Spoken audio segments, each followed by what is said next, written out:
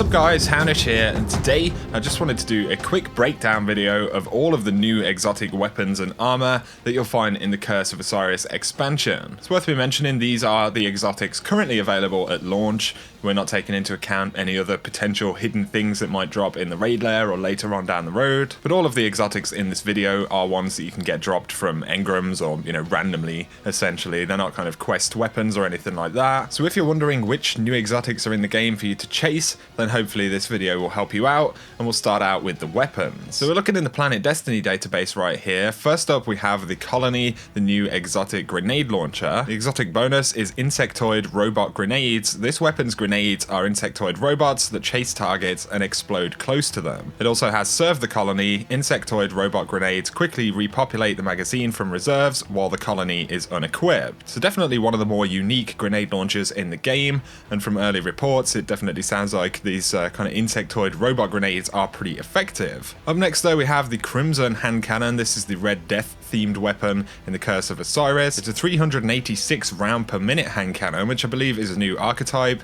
and it's an impact class of 92 points with a pretty decent range stat at 60 points, high stability at 82 points. The perks are actually hidden in the database, but the exotic perk is Banned Weapon. This weapon fires a 3-round burst. The other bonus for this exotic is Cruel Remedy. Kills with this weapon heal the wielder, and precision kills also refill the magazine. So it is a burst hand cannon, which is pretty interesting.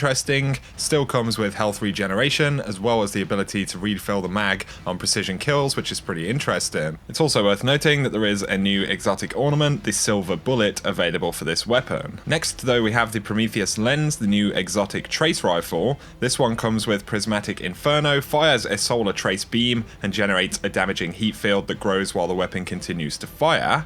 It also has Flame Refraction. Kills with the weapon return a fraction of the ammo used to the magazine, extending the beam's duration. So pretty interesting exotic bonuses right there. In terms of stats and everything like that, it is pretty much identical to the Cold Heart, but the exotic bonuses of course make it that little bit more interesting. And right now, apparently in the Crucible, this thing is absolutely ridiculous. I don't know whether it's going to get nerfed or anything like that, but currently it does appear to be very, very strong. So if you pick it up, definitely worth trying out in PvP.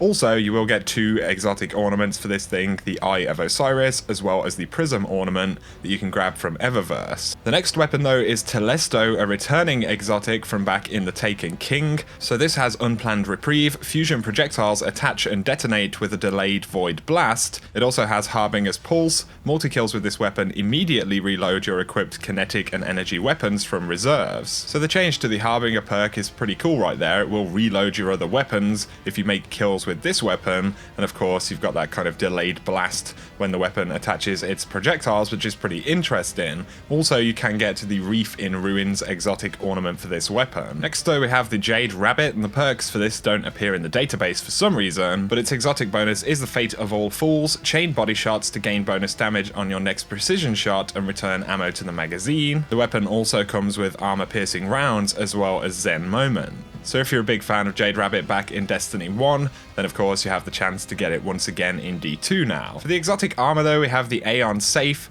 and this is the Titans variant of this exotic. So it has Aeon Energy. Summoning a barricade grants the following to nearby Aeon cult allies: Grenade Energy to Warlocks, Barricade Energy to Titans, and Dodge Energy to Hunters. And then of course you have the Aeon Soul for the Warlock, and throwing grenades will grant the following to nearby cult enemies: so Grenade Energy to Warlocks, Barricades to Titans, Dodge to Hunters. And then finally the Hunter version, Aeon Swift, where dodging will grant those abilities once again to Titans and Warlocks, and you'll also receive ability buffs when they use their abilities as well. So pretty interesting kind of synergy exotics that you can run in a team of people. For the Hunter though, we have the Gemini Jester boots. These come with misdirection. Dodging disorients nearby enemies and temporarily removes their radars. So if you actually kind of dodge next to someone, they will be disoriented and they'll lose their radar. So it's definitely going to be a pretty obnoxious exotic potentially. Also, this comes with the Trickster exotic ornament. Also for the Hunter, we have the returning Shinobis Valve. This has the exotic bonus New Tricks, improves skip grenade, and you gain an additional skip grenade charge. So pretty much identical to what it was in D1. And then we have the Graviton Forfeit, the classic Night Stalker exotic right here.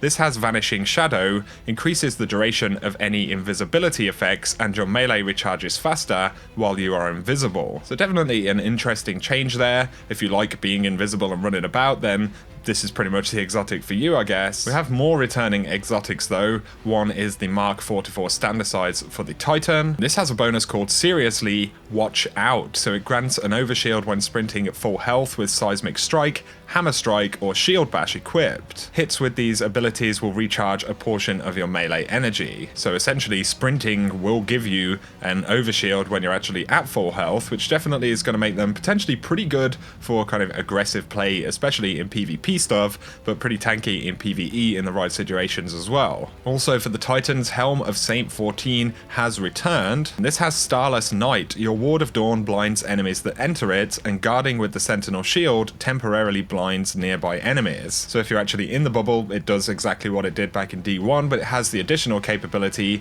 of actually temporarily blinding nearby enemies if you're guarding with the Sentinel Shield. So it's going to be pretty interesting to see how good this thing is. A new one for the Titan is the Capris Horn, the grotesque looking mask right there. This has Solar Rampart. Solar damage kills recharge your barricade, which unleashes a blast of solar energy when summoned. So if you're getting solar kills, you'll earn the barricade back much quicker, and when you actually activate the shield, it will unleash a blast of solar energy, which is pretty interesting. You can also get the Techno Scarab exotic ornament for this helmet. For the Warlocks though, we have the returning Ophidian Aspect. This comes with Cobra Totemic, weapons ready and reload very quickly, melee range is extended. These have the potential to be pretty damn good, I think, for the Warlock. Of course, you know, weapons in general are a little bit slower, the handling speeds tend to be less aggressive across the board, so reloading and readying very quickly, you know, could be pretty good, and an extended range for your melee as well. Potentially for a Warlock could be pretty nasty. A new one for the Warlock would be the Vesper of Radius, and this has Planetary Torrent. Rifts release an arc shockwave when cast, and rift energy recharges faster when you are surrounded by enemies. So it's going to be pretty good, especially in anything with kind of arc burn active, and anything that you're kind of very much surrounded by enemies. You know, if you pop that rift when enemies are kind of pushing towards you, then that kind of discharge of energy could be pretty beneficial, and of course it's going to recharge faster when enemies are nearby. So it's going to be a pretty interesting exotic for the Stormcaller or the Arc subclass in general, although this isn't a subclass specific exotic, so you can actually use it on any Warlock subclass. Also for the Warlocks, we have the Stag, which is returned from the Taken King. And this has Dearly Departed, grants rift energy when you are critically wounded, and on your death creates a brief healing rift on your corpse. Hard to tell exactly how good this thing will be. It's definitely an interesting idea, you know, if you're in a rift with your fire team or anything like that, if you go down, you are going to grant the, you know, your remaining teammates kind of a rift there for a moment, which is pretty interesting. But that covers the bulk of the returning and new exotic weapons and armor, guys. One interesting one worth pointing out would be Sagira's Shell. This is a new exotic Goshell. I don't believe this can come from the Eververse loot table, so we've yet to find where this thing actually drops from, possibly a quest. And the perks for this thing are, you know, pretty decent. So detects caches and resources within a 75-meter range on Mercury. It also has Omni Telemetry, generate gunsmith telemetry data on any elemental weapon kill, and finally Scion of Mercury, increased glimmer and chance to obtain additional faction consumables on Mercury. So we'll have to wait and see exactly where this thing comes from, but it's definitely going to be pretty interesting to find out. For now though, that breaks down all of the currently known exotic gear that has come in the Curse of Osiris, guys. Let me know any stuff you're interested in picking up or any that you've been using. I think it's interesting that they brought so many returning exotics back into Destiny 2, especially inside of this DLC.